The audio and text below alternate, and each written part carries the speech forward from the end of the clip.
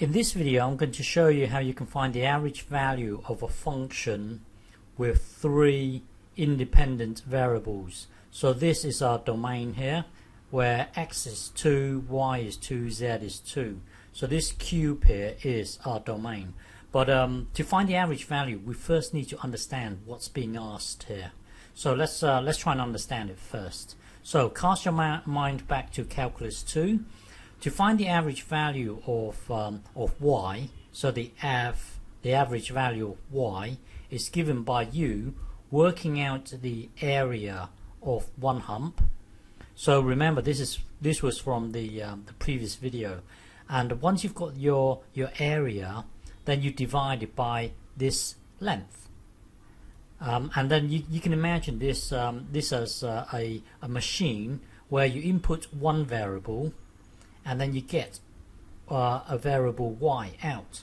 So here, when we looked at this in the previous video, here we've got a scenario where the average value of z, so this is z here, the average value of z is given by you working out the whole volume of this thing here. So that's the whole volume here, and we've done this in the previous video. Once you've got the whole volume, then you divide it by the area of the circle, So what that then gives you is where the water will settle, somewhere around here. So this is your average height, your average value of z. And you can picture this as being like you inputting two independent variables into a machine, and you get an output of z. So the average value of z is given by this whole thing here. So now let's go back to the beginning of the video. We're trying to find out the average value of w, whatever that means. We need to understand the whole situation first. So here you've got three independent variables. So imagine this as being a machine where you input three independent variables into the machine, and you're going to get w. So you can think of this as being your domain. So this is your domain. So you're within this region, within this cube here. So let's just imagine you're at 1 across, 1 in the y direction, 1. So when you input 1, 1, 1 into the machine, it will then spit out this w value. So when you're at this precise location, 1, 1, 1, the machine will do its calculation, whatever it may be. Let's just imagine it spits out the number 3. So you can imagine w as being another axis out here, independent axis. So it spits out a value of, let's say, imagine it to be 3. So that's what's going on here. So for us to find out the average value, what we're going to do is we're just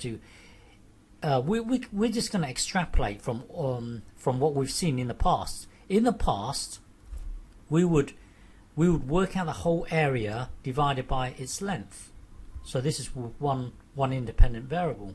So in the past, we would work out the whole volume, and then divide it by its area. So you divide it by its area. So now extrapolate. So we don't really fully understand what's going on. We're just going to integrate the whole thing. And then divide it by its volume here, which is 8. 2 times 2 times 2. So we're just following the pattern of what we've seen in the past. So for us to find out the average value of w, work out its whole integral within our region, which is this cube here, and then once we've got the answer, divide it by the volume. Okay, so let's just compute it. So hang on. So computing this, looking at the inner integral, integrate this with respect to z. That will then give us this thing here, from 0 to 2, and then put 2 into here, put 2 into here, put 0 into here, put 0 into here. It will then give us this. So now looking at the next integral, integrate this with respect to y.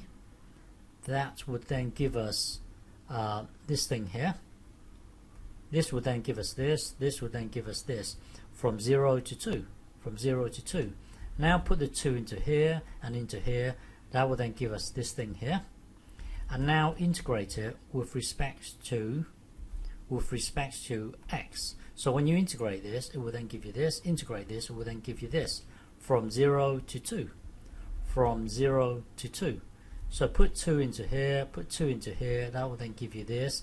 And then it's blah blah blah. The average value of w, is given by 31/3. Okay.